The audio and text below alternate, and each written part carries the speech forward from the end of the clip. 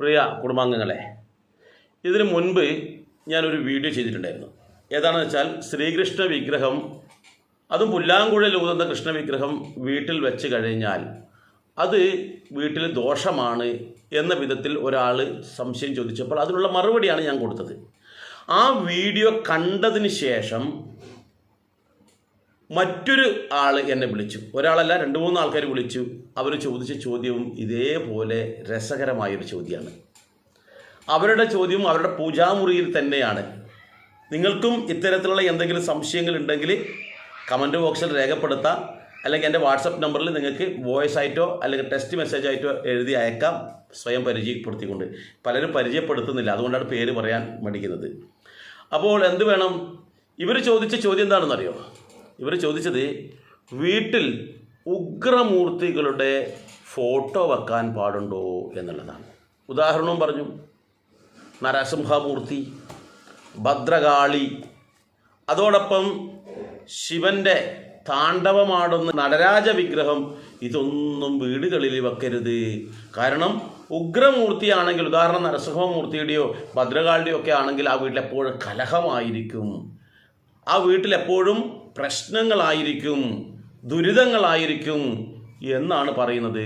അപ്പോൾ അത് അങ്ങനെ വെക്കാൻ പാടുണ്ടോ എന്നാണ് പറയുന്നത്. കാരണം അവരുടെ വീട്ടിൽ ഭദ്രകാളിയുടെ ഫോട്ടോ ഉണ്ടായിരുന്നു. ഇപ്പോൾ ആ ഫോട്ടോ എടുത്ത് തട്ടും പുറത്ത് പെട്ടിയിൽ വെച്ച് പൂട്ടിയിട്ടാണ് ഉള്ളതെന്നാണ് അവർ പറഞ്ഞിട്ടുള്ളത്.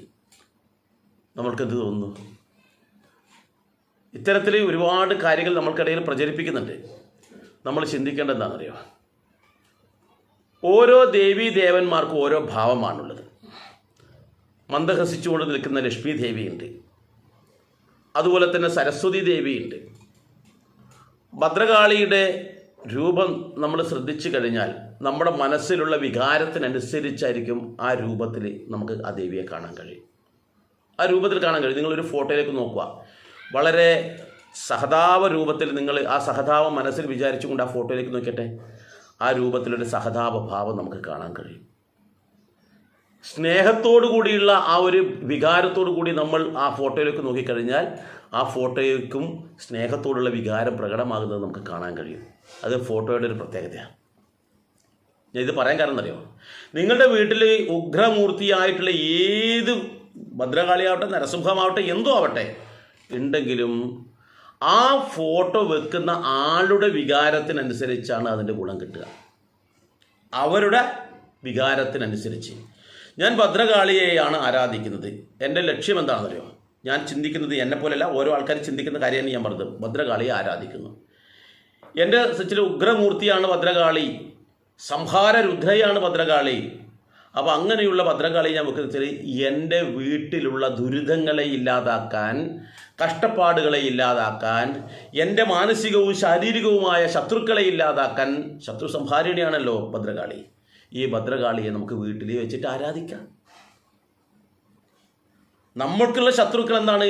രോഗങ്ങൾ നമ്മുടെ ശത്രുവാണ്, ദാരിദ്ര്യം നമ്മുടെ ശത്രുക്കളാണ്, പലതരത്തിലുള്ള ദുരിതങ്ങൾ ശത്രുക്കളാണ്, പലതരത്തിലുള്ള പ്രശ്നങ്ങൾ ശത്രുക്കളാണ്. ഇതിനെ നമ്മൾക്ക് ഇല്ലാതെയാക്കണമെങ്കിൽ ശത്രു സംഹാരിണിയെ നമ്മൾ പ്രാർത്ഥിക്കാം, നമുക്ക് വീട്ടിൽ വെച്ച് ആരാധിക്കാം, ഒരു തെറ്റുമില്ല. എൻ്റെ അമ്മ കണ്ടു കഴിഞ്ഞാൽ മറ്റുള്ളവർക്ക് ഭയാനകമാണെന്നിരിക്കട്ടെ, മറ്റുള്ളവർക്ക് കാണുമ്പോൾ ഭയങ്കര പേടി തോന്നും. പല്ലൊക്കെ പുറത്തേക്ക് തള്ളി, കണ്ണൊക്കെ തള്ളി, ഒരു ദംഷയൊക്കെ കറുകറ കറുത്തിട്ടുള്ള ഒരാളാന്നിരിക്കട്ടെ. പക്ഷേ മക്കൾക്ക് അമ്മയെ കാണുമ്പോൾ പേടിയുണ്ടാവുമോ? മക്കൾ അമ്മയെ പേടിക്കണോ? വേണ്ട. നമ്മൾ ആരാധിക്കുന്നത് ഭദ്രകാളിയെ അമ്മയുടെ ഭാവത്തിലാണ്. ആ അമ്മയുടെ ഭാവത്തിൽ ആരാധിക്കുമ്പോൾ പിന്നെ ആ മക്കൾക്ക് എന്തിനാ പേടി? മക്കൾ ഒരു കാരണവശാലും പേടിക്കണ്ട. ഒരു ഉദാഹരണം ഞാൻ പറഞ്ഞുതരാം. സാക്ഷാൽ നരസിംഹമൂർത്തി അവതാരമെടുത്ത് എന്തിനാ? ഹിരണ്യകശിപ്പുവിനെ കൊല്ലുവാൻ വേണ്ടിയിട്ടാണ്. അത്യുഗ്രമൂർത്തിയായിട്ടാണ് ഹിരണ്യകശിപ്പുവിനെ കൊല്ലാൻ വേണ്ടി നരസിംഹം അവതാരമെടുക്കുന്നത്. പകുതി ഭാഗം എന്നുവെച്ചാൽ അരയ്ക്ക് മേൽപോട്ട് സിംഹത്തിൻ്റെതും എന്നുവെച്ചാൽ മോൾ ഭാഗം, താഴ്ഭാഗം മനുഷ്യൻ്റെതുമായിട്ടുള്ള ആ ഒരു രൂപം. ആ രൂപം അവതാരമെടുത്തപ്പോൾ ഹിരണ്യകശിപ്പുവിനെ മാറിടം പിളർന്ന് കൊന്നുകളഞ്ഞപ്പോൾ ആ ദേഷ്യം ശമിപ്പിക്കാൻ ആർക്കും സാധിച്ചില്ല. ദേവന്മാരെല്ലാം പേടിച്ച് പലായനം ചെയ്തു എന്നാണ് പറയുന്നത്. അങ്ങനെ ആ ഉഗ്ര കോപത്തോടു കൂടി നിൽക്കുന്ന ആ നരസിംഹമൂർത്തിയുടെ കോപം ശമിപ്പിച്ചത് ആ നരസിംഹമൂർത്തിയുടെ ഭക്തനായിട്ടുള്ള പ്രഹ്ലാദന.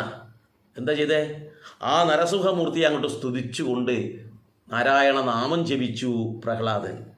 അപ്പോൾ ഉഗ്രമൂർത്തിയായ നാരായണൻ നരസിംഹമൂർത്തിയായപ്പോൾ ആ കോപം ശമിപ്പിക്കാൻ വേണ്ടി പ്രഹ്ലാദൻ ജപിച്ച ശ്രേഷ്ഠമായ നാരായണ മന്ത്രത്തിൻ്റെ ആ തീവ്രതയിൽ ആ നരസിംഹമൂർത്തിയുടെ കോപം മുഴുവൻ തന്നെ ശമിച്ചു. അദ്ദേഹം ആ നരസിംഹമൂർത്തി ഈ പ്രഹ്ലാദനെ വാരിയെടുത്ത് തൻ്റെ മടിയിലിരുത്തിയിട്ട് കൊഞ്ചിക്കുന്ന ഒരു ഭാഗം നമുക്ക് മനോഹരമായിട്ട് പുരാണത്തിൽ കാണാൻ കഴിയും, ഇല്ലേ? ഭാഗവതത്തിലൊക്കെ നമുക്ക് കാണാൻ കഴിയുന്നില്ലേ?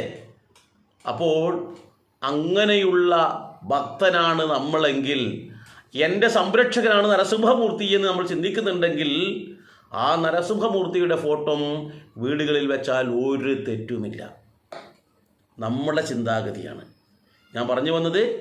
അത് ഭദ്രകാളിയാവട്ടെ, നരസിംഹമാവട്ടെ, ഏത് രൂപത്തിലും ആരാധിച്ചാലും നമ്മുടെ മനസ്സിൻ്റെ സന്തോഷത്തിനാണ്, നമ്മുടെ തൃപ്തിക്കാണ്, നമ്മുടെ ആനന്ദത്തിനാണ്. അതാണ് ഭഗവത്ഗീതയിലും പറഞ്ഞത്. നിങ്ങൾ എന്നെ ഏത് രൂപത്തിലോ ഏത് ഭാവത്തിലോ എങ്ങനെ വേണമെങ്കിലും ഏത് പേരിൽ വേണമെങ്കിലും ആരാധിച്ചോളൂ, പൂജിച്ചോളൂ, അതെല്ലാം എന്നിലേക്കാണ് എത്തുക.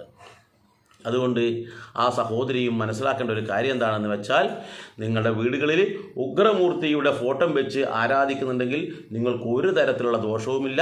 നിങ്ങൾക്ക് നിങ്ങളുടേതായ ശത്രുക്കളെ ഇല്ലാതാക്കാൻ, ശത്രുക്കളെന്ന് ഉദ്ദേശിക്കുന്നത് അയൽവക്കത്തിലെ ആൾക്കാരല്ല, നമ്മുടെ ആത്മീയവും ഭൗതികവുമായിട്ടുള്ള ശരീരത്തിനെയും മനസ്സിനെയും ബാധിക്കുന്ന തരത്തിലുള്ള ശത്രുക്കളെയാണ്. ആ ശത്രുക്കൾ ദാരിദ്ര്യമായാലും കഷ്ടപ്പാടുകളായാലും രോഗങ്ങളായാലും അതിനെയൊക്കെ ഇല്ലാതാക്കാൻ ഈ ദേവതകൾക്ക് കഴിയും എന്നുള്ള ദൃഢനിശ്ചയത്തോടു കൂടി നമ്മൾ അവരെ പൂജിക്കുക. അവരുടെ ഫോട്ടോ വെച്ചോളൂ, വിഗ്രഹം വെച്ചോളൂ, ഒന്നും ഒരു ദോഷമില്ല. ഇങ്ങനെയുള്ള അവിശ്വാസം അല്ലെങ്കിൽ ഇങ്ങനെയുള്ള ദുഷിച്ച ചിന്തകൾ ആരെങ്കിലും പറയുമ്പോൾ നമ്മളെപ്പോഴും യുക്തിപൂർവ്വം ചിന്തിക്കണം. അവരെന്ന് പറയുന്നറിയോ, ഈ നരസിംഹമൂർത്തിയും ഭദ്രകാളിയൊക്കെ നിങ്ങളുടെ വീട്ടിലുണ്ടെങ്കിൽ അവിടെ കലഹമാണ്, അവിടെ പ്രശ്നങ്ങളായിരിക്കും എന്ന് പറയുമ്പോൾ, നമ്മുടെ അമ്മയെ നമുക്ക് എങ്ങനെയാണോ, അമ്മയുടെ സ്വഭാവം മറ്റുള്ളവർക്ക് മോശമായിരിക്കാം, മറ്റുള്ളവരുടെ ചിന്താഗതിയാണ് അങ്ങനെ, എന്നാലും നമ്മൾക്ക് നമ്മുടെ അമ്മ ശ്രേഷ്ഠയാണ്. അത് സ്വഭാവം കൊണ്ട് മാത്രമല്ല, എല്ലാം കൊണ്ടും ആ മക്കൾക്ക് അവർ പ്രിയപ്പെട്ടവരായിരിക്കും. അതുപോലെ തന്നെയാണ് മക്കൾ വികലാംഗയാണെന്നിരിക്കട്ടെ, കാണാൻ ഭയാനകമായ ചിത്രമുള്ള ആളായിരിക്കട്ടെ, രൂപം കണ്ടാൽ തന്നെ പേടിക്കുന്നതാണെങ്കിലും ആ അമ്മയ്ക്ക് തൻകുഞ്ഞ് പൊൻകുഞ്ഞ് തന്നെയാണ്. ആ അമ്മ ആ കുട്ടി ഏത് തരത്തിലായാലും മറോട് ചേർത്ത് പിടിക്കുന്ന അമ്മയുണ്ടല്ലോ, അതേപോലെയാണ് നമ്മൾ ഈ കാണുന്ന നമ്മുടെ ഇഷ്ടദേവനെയും അതേപോലെ ആരാധിക്കാം. ഒരു തെറ്റുമില്ല. ഞാൻ ഈ കാര്യം പറയുമ്പോൾ നിങ്ങൾക്ക് ഇനിയും എത്തരത്തിലെങ്കിലും സംശയം വരികയാണെങ്കിൽ നിങ്ങൾ എന്ത് വേണം, താഴെ നോക്കുക, ഇംഗ്ലീഷിൽ കമൻറ്റ് ബോക്സ് എന്നുണ്ടല്ലോ, അവിടെ തൊടുക, നിങ്ങളുടെ അഭിപ്രായങ്ങൾ അവിടെ എഴുതാം, നിങ്ങളുടെ സംശയങ്ങൾ അവിടെ എഴുതാം. അതിനുശേഷം അവിടെ പോസ്റ്റ് ചെയ്യുക. നല്ല നല്ല സംശയങ്ങളാണെങ്കിൽ നമുക്ക് നല്ല നല്ല മറുപടിയുമായിട്ട് പിന്നീട് വരാം. അതേപോലെ ഇത്തരത്തിലുള്ള സംശയങ്ങൾ നിങ്ങൾക്ക് ഇഷ്ടപ്പെട്ടെങ്കിൽ നിങ്ങൾ എന്ത് വേണം, മറ്റുള്ളവർക്ക് അയച്ചു കൊടുക്കുക. അതുപോലെ നമ്മളെ അലട്ടുന്ന നിരവധി സംശയങ്ങൾക്കുള്ള മറുപടികൾ നമ്മുടെ നിരവധി പ്രഭാഷണങ്ങൾ താഴെയുണ്ട്. അതെല്ലാം നിങ്ങൾക്ക് കേൾക്കാൻ സാധിക്കുന്നില്ല എങ്കിൽ എന്ത് വേണം, നിങ്ങൾക്കത് ബുദ്ധിമുട്ടാൻ തോന്നുന്നുണ്ടെങ്കിൽ ഇത് കൃത്യമായിട്ട് ഓരോ വീഡിയോയും നിങ്ങൾക്ക് കിട്ടണമെന്ന് ആഗ്രഹമുണ്ടെങ്കിൽ നോക്കൂ, താഴെ സബ്സ്ക്രൈബ് എന്ന് പറയുന്ന ഒരു ഇത് കാണാം. ആ സബ്സ്ക്രൈബ് എന്ന് പറയുന്നത് ഇംഗ്ലീഷിൽ എഴുതിയിട്ടുണ്ടാവും, അവിടെ ഒന്ന് തൊട്ട് കൊടുക്കുക. അവിടെ തൊട്ട് കൊടുക്കുമ്പോൾ സമയത്ത് നിങ്ങൾക്കൊരു മണിയുടെ ചിത്രം വരും, അവിടെയും കൂടി തൊട്ട് കൊടുക്കുക. അങ്ങനെ ചെയ്യുന്ന അവസരത്തിൽ ഇതിനു മുമ്പ് ചെയ്തിട്ടുള്ള എല്ലാ വീഡിയോയും നിങ്ങൾക്ക് കാണാൻ കഴിയും. മാത്രമല്ല ഇനി ഞാനിവിടെ പോസ്റ്റ് ചെയ്യുന്ന എല്ലാ വീഡിയോയും നിങ്ങൾക്ക് കാണാൻ കഴിയും. ഏതായാലും മറ്റൊരു വീഡിയോയുമായി മറ്റൊരു അവസരത്തിൽ വരാം. എല്ലാവർക്കും നന്ദി, നമസ്കാരം.